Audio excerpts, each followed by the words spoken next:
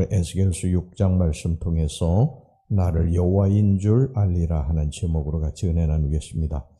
오늘 여기 에스겔서 6장의 말씀은 이스라엘 백성들이 하나님의 심판을 초래한 그러한 이유, 하나님의 이 무서운 심판을 초래한 이유가 바로 우상을 숭배한 죄악에 있음을 밝히는 부분입니다. 이스라엘의 우상 숭배는 정말 역사가 오래됐습니다. 남북왕국의 분열 이전에 이 솔로몬 왕이 통치 말년에 가서 숱한 이방 여인들과 결혼함으로 인해서 우상의 제단을 쌓고요. 하나님 앞에 경배하는 것이 아니라 우상 앞에 절하는 일을 행했습니다. 솔로몬이 이제 주전 930년경에 죽고 나서 이스라엘이 남북으로 분열되게 되죠.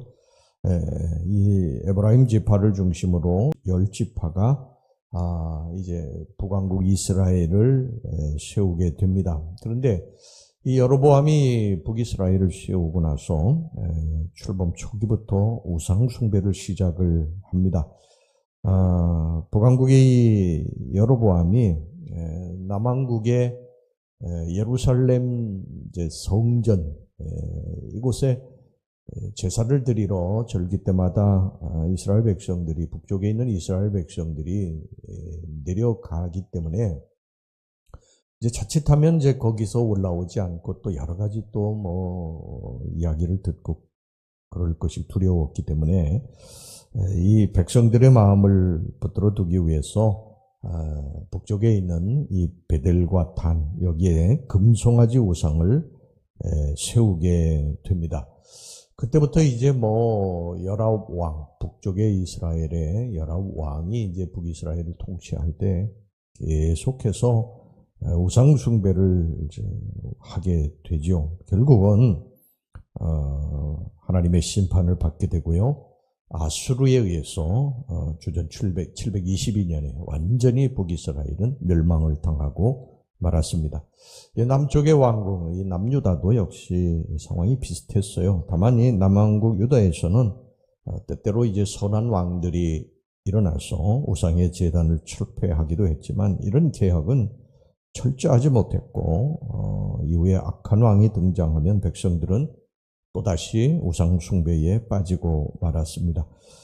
이렇게 유다가 이 개혁과 타락의 길을 걸어오다가 가장 악한 왕 므낫세 왕이 55년 장기 통치를 했는데 이 므낫세 왕에 이르러서는 더 이상 돌이킬 수 없을 만큼 깊은 우상 숭배의 늪에 빠지고 말았습니다.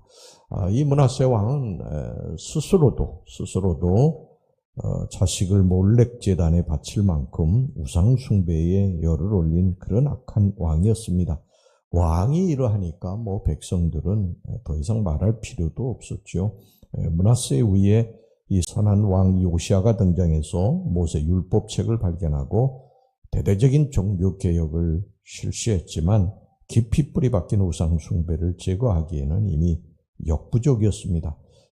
요시아 왕이 애굽의 바로 느고를 막다가 무기토에서 전사한 이후에 이제 유다는 더 이상 제동장치가 없는 차처럼 급속도로 우상 숭배의 길로 내리치닫고 말았습니다. 에스겔은 이처럼 우상 숭배가 유다 전역에 깊숙이 파고들었던 이 암흑기의 상황에서 하나님의 부르심을 받고 그들에게 심판을 경고한 것입니다.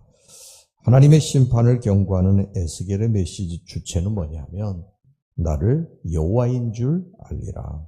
나를 여호와인 줄 알리라. 이 메시지였습니다. 그렇다면 하나님께서 스스로 드러내신 여호와는 어떤 분이시냐? 첫째는 여호와 하나님은 우리가 믿는 여호와 하나님은 유일하신 그 하나님은 질투하시는 하나님이시다. 일찍이 모세는 이스라엘 백성들에게 신명기서 6장 15절에서 하나님을 정의할 때 질투하시는 하나님 이렇게 표현을 했습니다. 이런 맥락에서 성경은 하나님과 이스라엘 간의 관계를 부부관계로 종종 묘사를 했습니다. 에스겔은 이스라엘이 음란한 마음으로 하나님을 떠나고 음란한 눈으로 우상을 섬겨서 하나님을 근심케 한다고 그렇게 그들에게 책망했어요. 9절 보겠습니다. 너희 중에서 살아남은 자가 사로잡혀 이방인들 중에 있어서 나를 기억하되 그들이 음란한 마음으로 나를 떠나고 음란한 눈으로 우상을 섬겨 나를 근심하게 한 것을 기억하고 스스로 한탄하리니 이는 그 모든 가증한 일로 악을 행하였음이라. 여러분, 이스라엘은 신부입니다. 우리 택한 백성들은 하나님의 신부예요. 예수 그리스도의 신부입니다. 예수 그리스도는 우리의 신랑입니다. 우리는 신랑 한 분만을 쫓아서 살아야 되지, 다른 우상들 이것저것 띄웃띄웃거리면 이것은 영적 간음인 것입니다. 그런데 하나님께서 이것을 너무 싫어하시고, 오늘 여기 9절 말씀에도 보면요, 하나님이 이 우상 때문에 근심하신다고 그렇게 말씀하지 않습니까? 하나님이 근심하실 정도로, 하나님이 정말 미워하실 정도로 싫어하는 게 이 우상 숭배입니다. 그래서 하나님께서 이 에스겔 선지자뿐만 아니라 예레미야, 엘리야, 이 수많은 그런 선지자를 보내서 돌아오라고, 너희들이 거기에 머물러 있으면 안 된다고, 다시 돌아와야 된다고 그렇게 선포했지만 이스라엘 백성들이 그걸 전혀 듣지 않았어요. 계속해서 우상을 섬기고 그 우상 앞에 절하고 우상이 자기들을 마치 살리는 것처럼 그러다가 결국은 이제 하나님의 심판을 받게 됐습니다. 여러분은 어떻습니까? 하나님을 놔두고 어떤 우상을 섬기고 있습니까? 돈입니까? 사람입니까? 권세와 지위? 지식입니까? 그것이 어떤 것이 되었든지 간에 하나님보다도 더 섬기는 것이 있어서는 절대로 안 될 것입니다. 하나님이 첫 번째고 믿음이 첫 번째고 신앙이 첫 번째지, 그런 세상적인 것이 우상이 돼서는 안 됩니다. 그러면 하나님이 그걸 파괴하십니다. 자, 그 다음에 두 번째, 여호와만이 홀로 참 신입니다.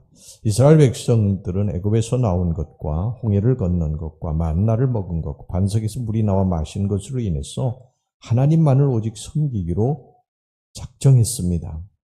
그런데 이 가나안 땅에 들어온 후에 이걸 다 잊어버렸어요.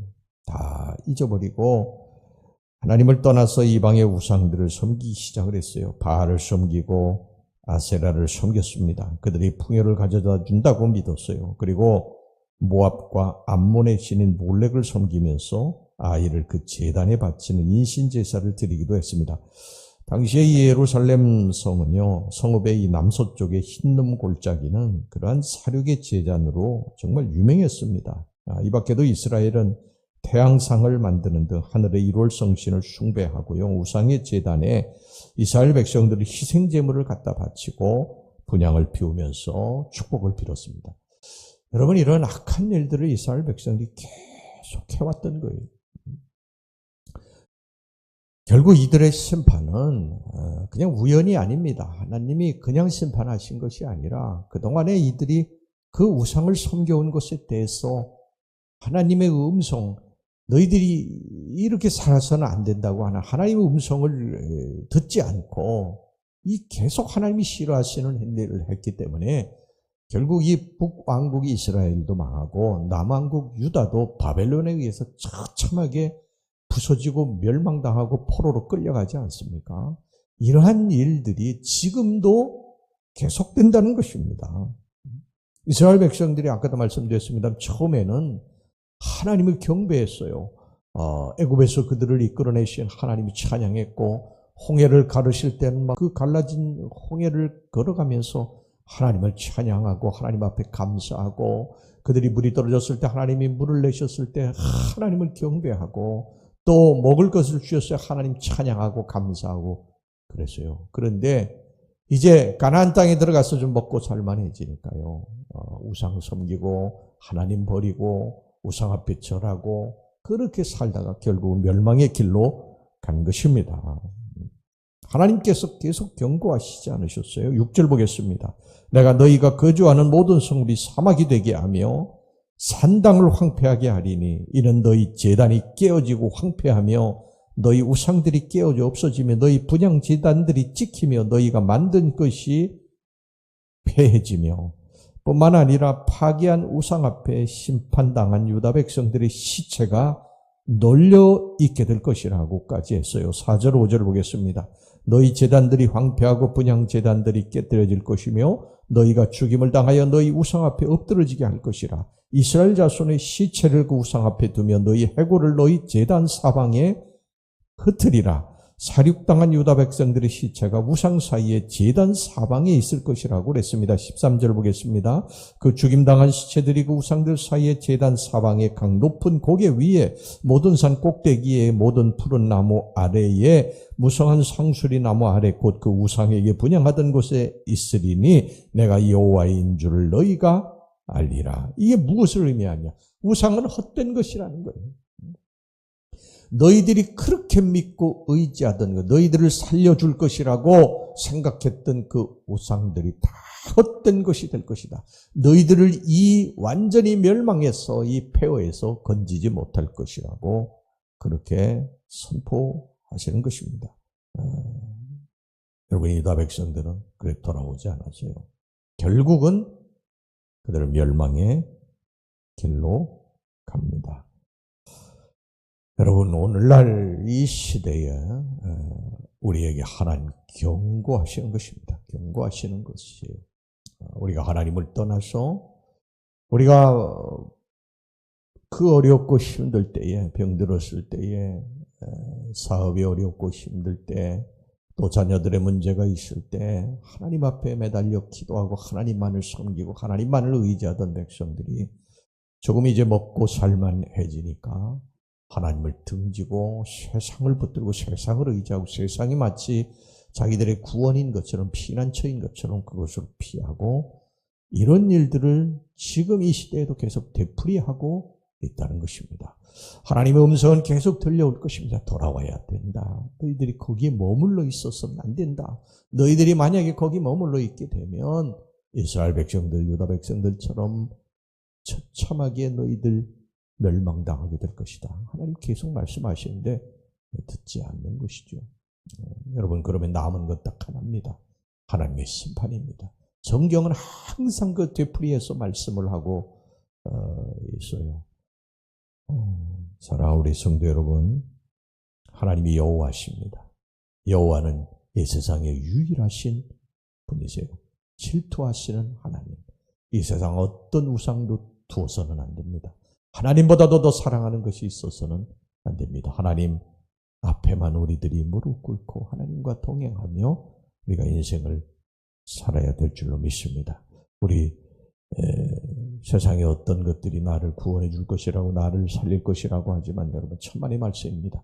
결국 마지막에 하나님만이 남습니다. 하나님 붙들고 여러분 큰 매 맞고 돌이키지 말고 매 맞기 전에 하나님 음성 듣고 늘 하나님 품 안에 살아가는 우리 성도들이 되시길 주의 이름으로 축원합니다. 기도하겠습니다. 하나님 아버지, 여호와는 질투하시는 하나님이라고 말씀합니다. 어떤 우상, 이방신 다 파괴하게 주시옵소서. 홀로 참신이신 우리 하나님, 오직 여호와 하나님 한 분만 섬기게 하여 주시옵소서. 예수님의 이름으로 기도하옵나이다. 아멘.